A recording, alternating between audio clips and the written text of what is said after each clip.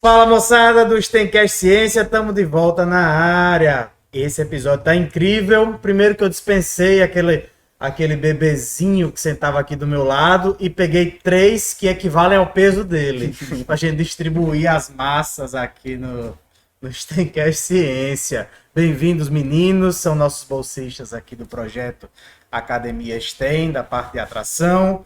Se apresentem, por favor, antes da gente falar do tema do podcast de hoje, que está muito legal. Se apresentem, por favor, começando pelo João. E aí, pessoal, meu nome é João Aristeu e eu faço parte aqui do projeto Academia STEM e do Pilar Atração. Você é de que curso, João? Eu faço o curso de Engenharia de Controle e Automação aqui na UEA. Controle e automação. E automação aqui na UEA. Certo. Eduardo. E aí, eu sou o Eduardo Pedrosa, eu também faço parte do Pilar Atração e eu, assim como o João, faço parte do curso de Engenharia de Controle e Automação aqui na UEA. Show de bola. Olá pessoal, meu nome é Sávio Guilherme, eu também sou integrante do Pilar Atração e sou aluno de Engenharia Mecânica. Tudo bem. Tá aí os meninos lindos e maravilhosos, maquiados, bronzeados, todos para esse episódio incrível que nós vamos falar sobre a revolta das máquinas. Eu deixei o tema aí aberto, a revolta das máquinas, a gente vai falar qualquer groselha que vem à nossa cabeça sobre a revolta das máquinas. Eu queria partir do episódio de hoje, sempre, claro que vocês assistem todos os episódios, né, sabe? Com certeza. E a gente...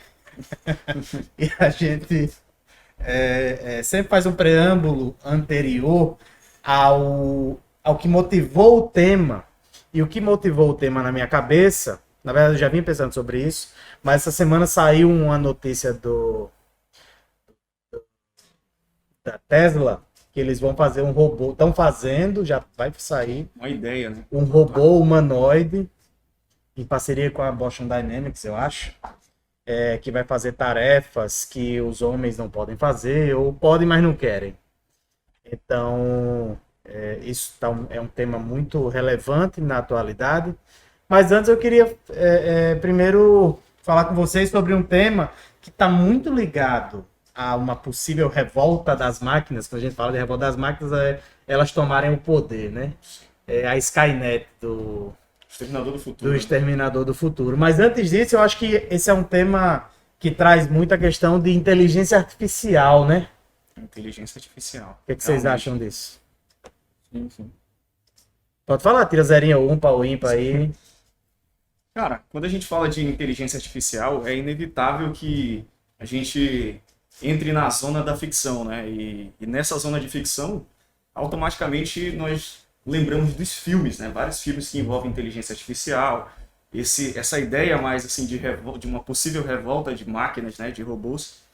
E assim, um filme que eu lembro que entra nessa logística aí é o Chappie. Não sei se já assistiram o Chappie, que é um filme que está no contexto ali da África do Sul, que eles decidem, né? Tem uma crítica social no filme da violência, pobreza que existe no país, e aí eles decidem, principalmente violência, substituir os policiais por robôs, né?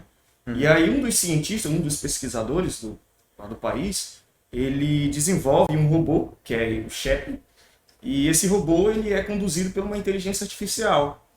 E aí a ideia dele não é só fazer um robô com a capacidade operacional, né, para cuidar ali da atividade policial, mas também um robô que consiga sentir, consiga desenvolver as habilidades humanas, né?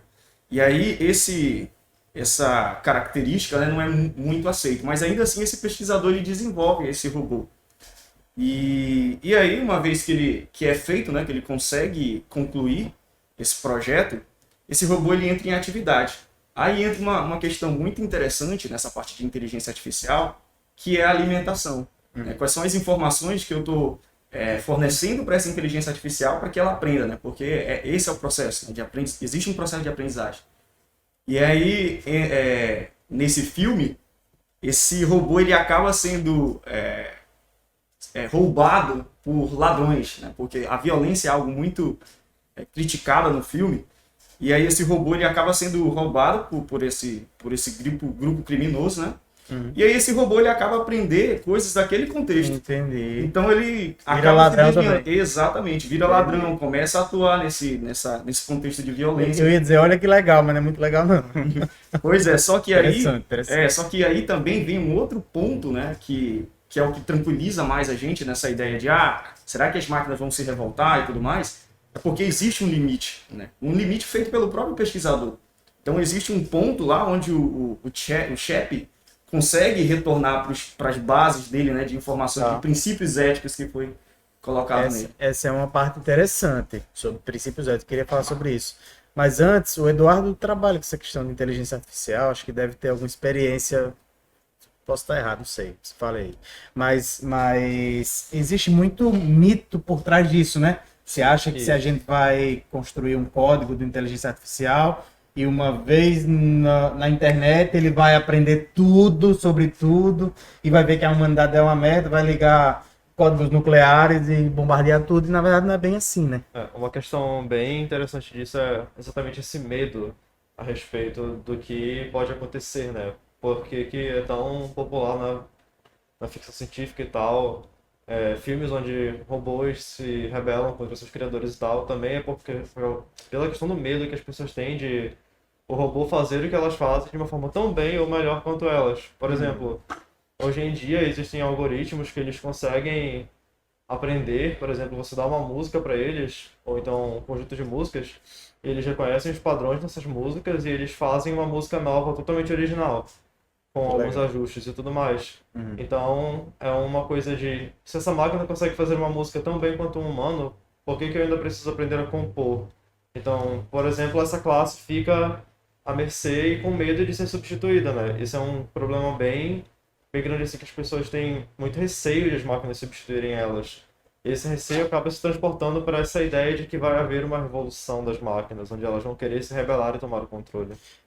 Isso é muito legal, né? Assim, a gente não dá importância às vezes a isso, mas assim, para mim é muito mais assustador, por exemplo, muito mais interessante, intrigante, que uma máquina consiga fazer uma música original do que ela consiga executar essa tarefa. Então, pega isso aqui e coloca para cá. Coloca para cá. Agora eu aprendo que aqui não é a melhor posição. É essa posição. Então, isso daqui é um trabalho mecânico. Agora, imagine, criar uma música é algo que vem para quem acredita nisso, vem da alma do ser humano. É um processo artístico. E, nesse caso, uma inteligência artificial consegue, reconhecendo padrões do que é artístico, criar uma nova arte. Isso é muito impressionante, né?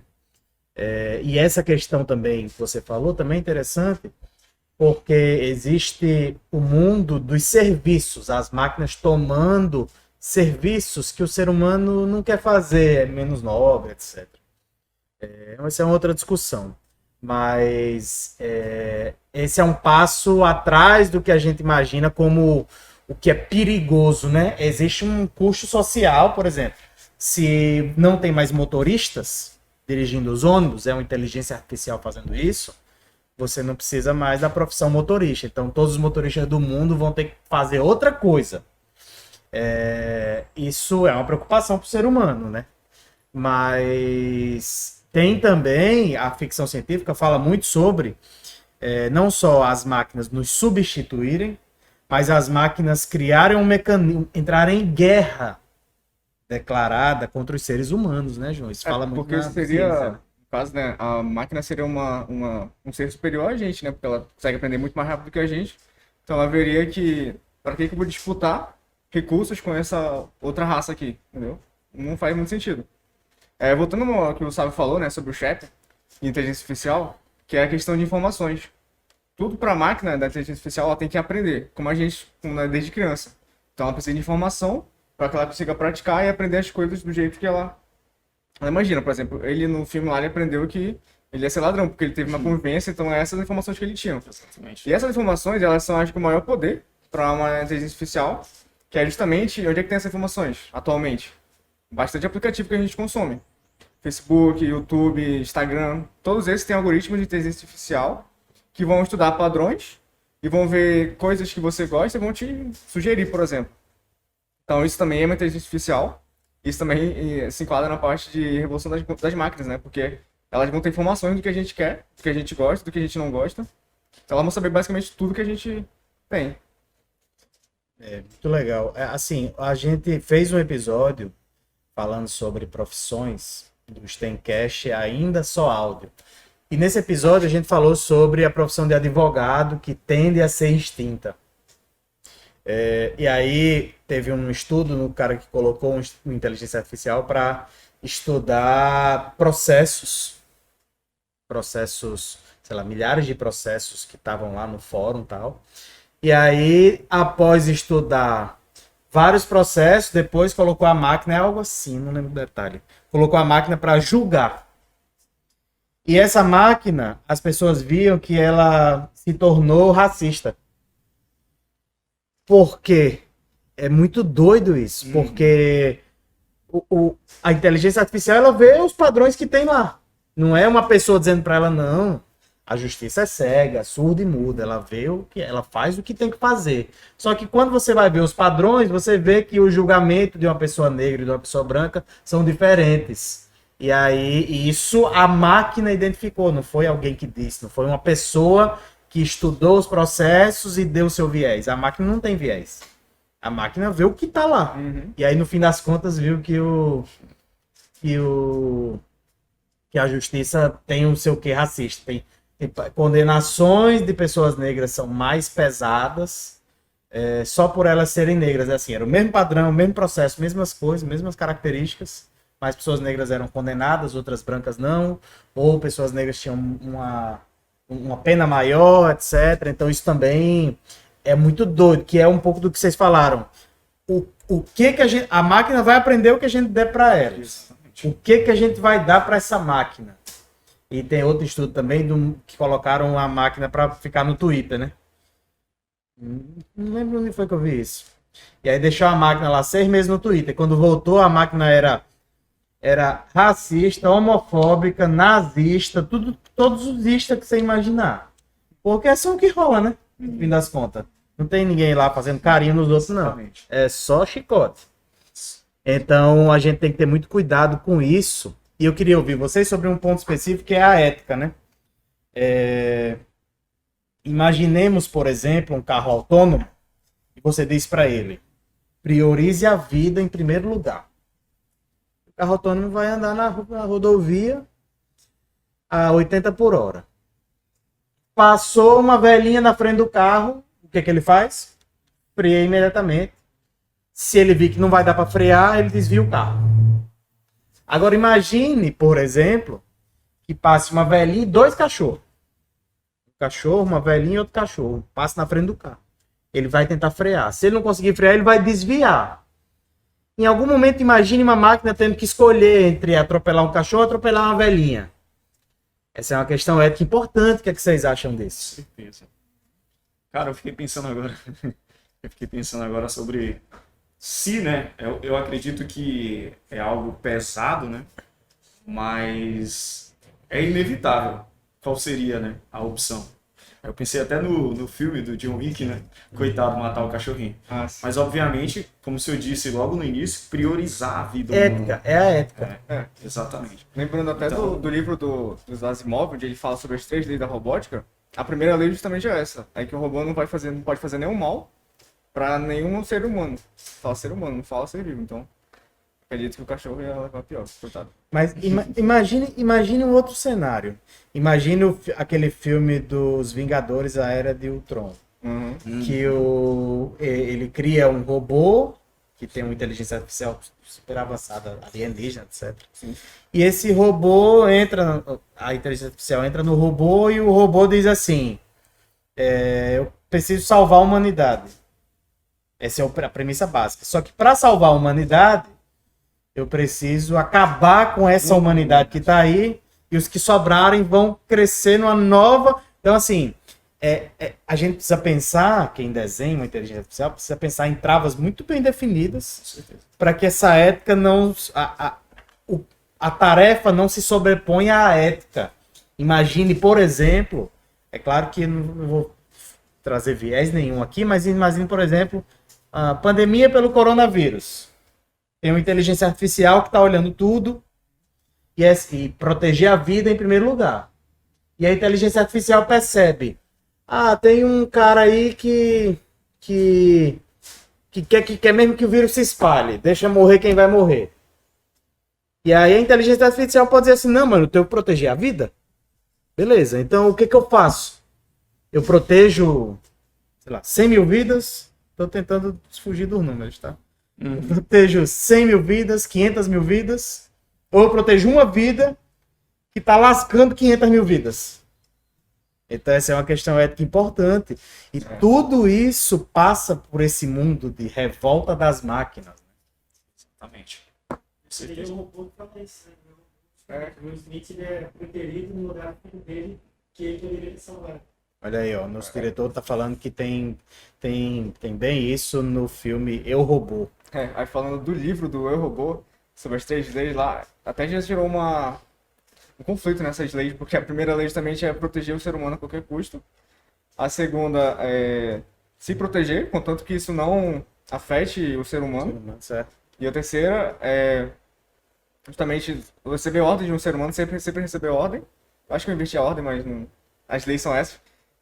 Sempre obedecer uma ordem do ser humano, contanto que isso não aflige as outras 2 leis. Tá. Que é de se proteger Ou seja, uma... existe uma Essas interseção. são as travas na uma ética, interseção né? que deixa... Aí, no caso agora ele escolher uma pessoa e 100 mil, aí já é Você entendeu? complicado, teria que ser um outro, outra lei já, né? Então, são coisas que precisam ser pensadas em inteligência artificial complexa, né? A gente tem inteligência artificial de todo tipo, de todo jeito, para identificar um padrão de fazer uma música, ou para identificar padrões de nuvens, e é algo que eu estou querendo desenvolver num espaço curto, médio aí de tempo, que é algo, a gente tem modelos extremamente complexos para ver qualidade do ar, por exemplo. Então, se a gente pega um modelo com, sei lá, 5, 10, 15 mil linhas, por que a gente não faz uma inteligência artificial e treina isso para que ele identifique padrões e me diga como vai ser a qualidade do ar daqui a 6 horas? São inteligências artificiais que não transcendem a ideia básica dela, que é identificar esse problema. Então, esse é um ponto muito importante nessa questão das máquinas tomarem o poder, né? E se sobrepor ao ser humano. Até que ponto a inteligência artificial está treinada para algo nesse sentido, né? Até porque a ideia de inteligência pode ser disfarçada, né? Muita coisa que se acha que é inteligente é apenas um programa feito com várias condições diferentes. E dá a impressão de inteligência, mas não necessariamente significa que ele é capaz de pensar. Uhum. Exatamente. Esse é um ponto complexo, né? O que é pensar, né? A mente humana tem milhões de... O episódio hoje tá pesado, mas é legal, eu gosto. A mente humana tem, sei lá, bilhões, zilhões, não sei quantos... Alguns zões aí de sinapses que acontecem o tempo todo. Aumenta o volume do microfone. Melhorou aí, gato? Diretor sempre participativo, né? Então, não é porque eu tô falando baixo mesmo, acordei com dor de cabeça danada hoje.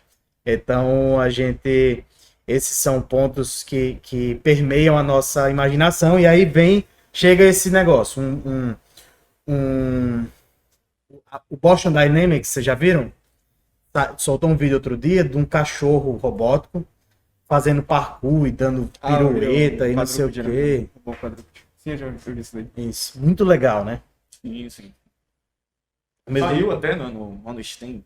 Sim, saiu no Mano Stem. Quem Aproveita não e siga segue, logo, já, hein? Mano já Stem. segue o Mano Stem no Instagram, muita coisa boa vindo aí. Deixa, né, cara? Sim, obviamente, se o professor Walsh estivesse aqui, já tinha feito Ou no mexendo, né? 300 mil, já substituidíssimo o Walsh, já era. É aquela cadeira, pessoal. Só você falar É só que É a cadeira, né? Cadeira. Tem uma áurea aí. Não sei o que o Walsh fez nessa cadeira, não. Não mas- é magia, é ciência. Muito bom. E aí tem o cinema, né? Vocês falaram de um filme, mas, vixe, tem Muitos, zilhões de filmes que falam isso. Um deles é o Matrix, né? Vocês viram? Tem um vídeo no YouTube que é a origem do Matrix. Vocês já viram esse vídeo? Não. Nunca vi, não. Tem o filme Matrix 1, 2, 3, né? Isso. E termina com o Neo fazendo um acordo lá. É o spoiler máximo. O spoiler pior do que esse tá difícil, né? Já falo o final do filme direto. E termina com o Neo fazendo um acordo lá e acabando com a guerra entre homens e máquinas. Mas tem uma animação no YouTube que é antes do Matrix 1, que conta a história do que aconteceu até que iniciasse a guerra. E é muito legal que tinha os homens e máquinas, e as máquinas começaram do jeito que a gente imagina, fazendo um serviço, arrumando uma coisa e tal. E aí elas foram ficando mais inteligentes, e aí elas criaram meio que uma comunidade das máquinas, e aí tinha um embaixador das máquinas, um embaixador dos homens, eles negociavam. É muito legal. E aí chega um momento que uma máquina... eu não lembro o detalhe. Acho que uma máquina causa um acidente, mata um ser humano, sei lá o quê, e o ser humano se revolta, bombardeia a máquina. Só que aí as máquinas também eram amiguinhas, tinha essa trava de não fazer mal ao ser humano, mas pô, calma aí. Mas elas estão matando a gente? Não, então bora pra cima. Aí começa a guerra e tal. E aí o ser humano, como as máquinas eram movidas à energia solar, e a outros tipos de energia também, que dependem da energia solar, né? O que eles fizeram? Os inteligentes bombardearam o céu e tal e deixaram tudo escuro. E a máquina inteligente, né? O que ela fez? Qual é a outra fonte de energia que a gente pode obter? É a energia do próprio ser humano. Então eles pegam os seres humanos e criam em casulos que eles retiram a energia vital do ser humano, a energia biológica, né? Do ser humano para sobreviver. E tem aquelas cidades com aqueles casulos e tal. Exatamente. Aí inicia o primeiro Quem não assistiu, assista, viu? É muito legal. Matrix é um filme que eu curto muito. Muitas Muitas referências. É uma animação. Assim, deve ter uns 30, 40 minutos. Pô, legal, vale a pena então. É bem interessante, Nossa, bem achei legal. Legal. O que vocês acham mais desse tema? Falem aí, eu tô falando demais. Então, um comentário que você fez, né, sobre aleatoriedade humana, né, que, como o Eduardo falou, talvez essa palavra inteligência, né, aplicada aos robôs, máquinas que utilizam esses algoritmos de inteligência artificial, seja limitada, entendeu? Não seja tão inteligente assim. Justamente por essa capacidade humana, né? Para chegar ao nosso nível é algo muito complexo. E aí eu vi uma informação muito interessante agora, já pegando a referência, né, de ontem, do melhor time do Brasil, campeão ontem. Campeão, relaxa aí. Relaxa. Campeão ontem teve Vai ser campeão. Teve vai ser título campeão. ontem? Vai ser campeão, né? Como assim? Não tem um time pra ganhar. Teve final ontem? Tô sabendo? Vai ser campeão, né? Todo mundo já sabe. Mas enfim, é que alguns times ingleses, né, principalmente o Liverpool, já tem um departamento próprio para análise de dados e eles estão utilizando inteligência artificial. Só que assim, como é muito aleatório, né, a dinâmica do jogo, é algo difícil de encontrar um padrão, aí eles acabam restringindo a análise. E aí uma das análises que eles fazem lá é sobre áreas do campo onde o jogador consegue avançar mais. Uhum. Então, qual é a ideia? A ideia é essa, né, que o Eduardo falou.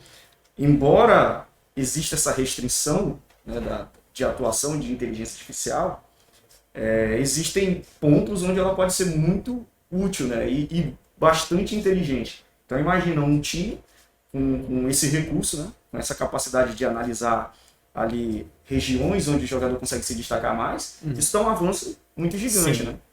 Uma melhora de desempenho, né? Exato, a análise. Os esportes de luta já fazem isso há muitos anos, desde o início da informática, eles já fazem esses dados, já comparam esses dados. Sim. Boxe, MMA, judô, e aí, esportes de luta. E o atletismo também já faz há muitos anos. Inclusive, corrigido passado, utilizando drone. O nosso diretor tá falando que vocês não conseguem ouvi-lo, né? Mas o nosso diretor tá dizendo que isso já é usado há muitos anos em esportes de luta e até atletismo. Resumir aqui a sua fala. Vou botar o microfone para você. O diretor tá muito participativo. Tem que ter um podcast com o diretor. É porque ele tem vergonha da careca dele. Mas vamos passar um olhinho pra brilhar, ficar lustrando igual uma bola de bilhar. Resolve com boné. Desligou alguma câmera aqui, viu? Que eu escutei. Tchau. Eita. Tá, então, última pergunta para fechar o podcast, o nosso lindo e maravilhoso episódio de hoje. Vocês têm medo do... Eu não estou falando daqui a 6 meses, daqui a 1 ano, né? Mas a pergunta é, vocês têm medo do que está por vir? De uma possível revolta das máquinas? Pensando em qualquer tipo delas. Existe algum, por exemplo, tem alguns exemplos no cinema, né? A Skynet lá do Exterminador do Futuro, tem o Ultron, tem vários. A pergunta é, vocês têm medo das máquinas tomarem o poder e acabarem com o ser humano, ou fazer do ser humano os seus escravos? Dá um medo, né? Porque são seres bem mais evoluídos do que a gente, se acontecer isso, né? Se eles conseguirem desenvolver a inteligência que o ser humano tem, vai ser muito maior, porque eles vão aprender mais rápido. Só que aí, o Stephen Hawking falou isso, inclusive, uma vez, ele disse que é inevitável, as máquinas vão dominar, só que isso ainda tá longe. Então não tenho medo não, porque tá muito longe. Tá muito longe. Até lá, né? Até lá já tem mais de 7 pau, né, João? Vai acontecer.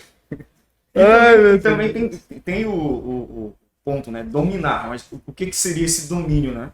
Porque geralmente quando fala desse domínio, claro, eu também tenho um certo medo. Mas quando fala de domínio, a gente tende a lembrar dos filmes, né, de ficção. A gente precisa separar um pouco isso. Claro, dá um medo, sim. Mas que tipo de domínio seria? Não, quando eu falo domínio, para você, antes da sua resposta, quando eu falo domínio, eu falo em 2 tipos diferentes. A máquina acabar com os seres humanos. Isso aí é 2, a máquina fazer 2 seres humanos os seus bichinhos de estimação. É um caminho também. Sim, eu tenho medo, mas eu acredito muito no ponto de escape, entendeu? Ponto onde a gente consegue desligar ou de alguma forma desativar caso aquilo saia do controle. Mas quem regularia isso? Por exemplo, o Elon Musk fala muito. O Elon Musk é o que criou o robô humanoide aí. E tem muitos avanços nessa área, mas ele é um que tem medo. Que, assim, para ele tem que ter um órgão global de ter alguém ou algum órgão que desliga a chave. Mas como seria isso? Eu acho que esse é o ponto, não é medo de a máquina dominar, é medo de alguém usar a máquina para dominar. Porque se viesse a acontecer, não seria por culpa da máquina, seria porque alguém deixou a máquina agir assim. Então, se não tem um procedimento de segurança, ou então foi programado de uma forma que ela seja permitida tomar ações nocivas ao ser humano, foi porque alguém deixou. Então, eu não tenho medo, eu tenho medo do ser humano que tem essa intenção. Verdade, olha aí, ó. A gente sempre volta no ser humano querendo acabar com tudo, né? Todo episódio tem que ser isso aí. É o grande obstáculo da inteligência artificial. E o problema da inteligência artificial, dado que ela aprende com essas informações, é justamente porque nós mesmos fugimos da ética, entendeu? Criamos essas informações malignas para ela. Então, sim. Que é o princípio, né? A gente que dá a primeira informação, é o primeiro aprendizado, ela vai aprender isso e ela vai aprender de forma criança, né? A criança aprende as coisas exatamente corretas, né? Que os pais direcionam, mas acaba, dadas as influências, aprendendo coisas erradas. Para fechar o episódio de hoje, eu vou dar uma perspectiva para vocês, né? Um caminho que pode vir a ser o meio termo, eu queria saber o que vocês acham disso, é nós nos tornarmos ciborgues, digamos assim. Não sei se essa é a palavra, mas nós nos conectarmos a algo maior.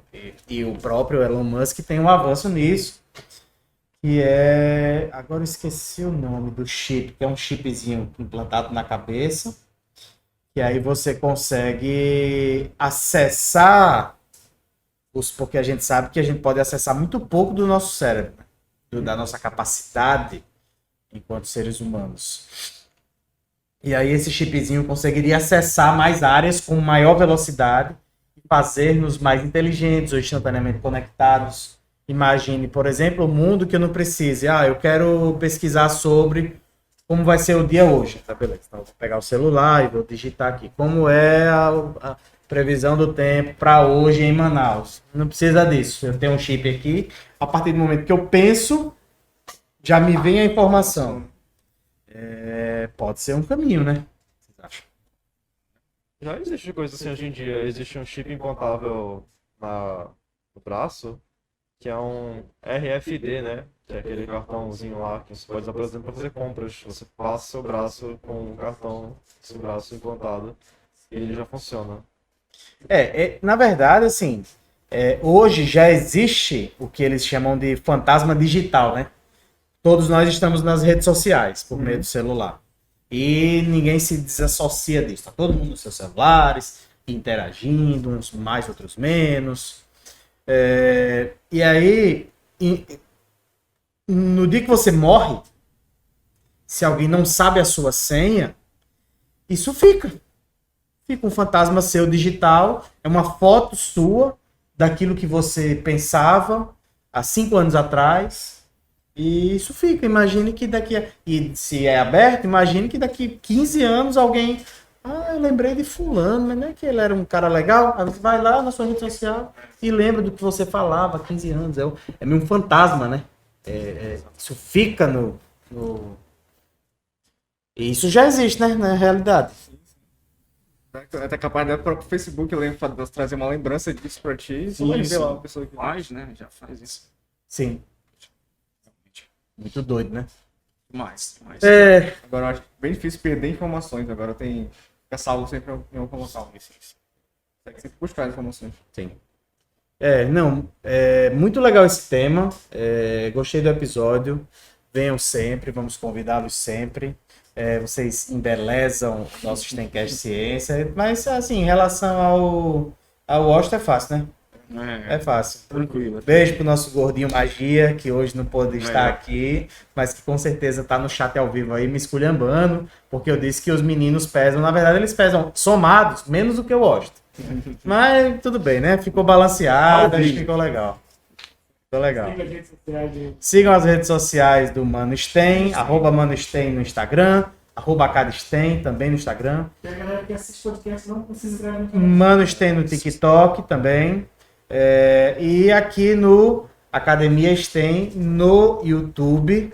Você que está assistindo, se inscreva no canal do YouTube. Tem muita gente que está... Os nossos estatísticos de plantão estão dizendo que você assiste o podcast, mas não se inscreve no nosso canal do YouTube. Então se inscreva e ative o sininho para todas as vezes que esses lindos roxinhos aparecerem aqui. A gente está desenhando um novo podcast com as manas, só com as meninas. Manas. Vai ter os manos, Muito, já existe, muito, mano. muito produto legal. Vocês querem um tempinho pro Stencast? Vocês querem uma temporada ininterrupta e eterna deste lindo professor que vos fala? Deixem nos comentários aí. Obrigado, meninos, por participarem. Estão convidados sempre. Obrigado. E vamos nessa. E sugiram aí no chat o tema do próximo podcast. Obrigado por assistir até o final. Até a próxima. Pessoal, galera.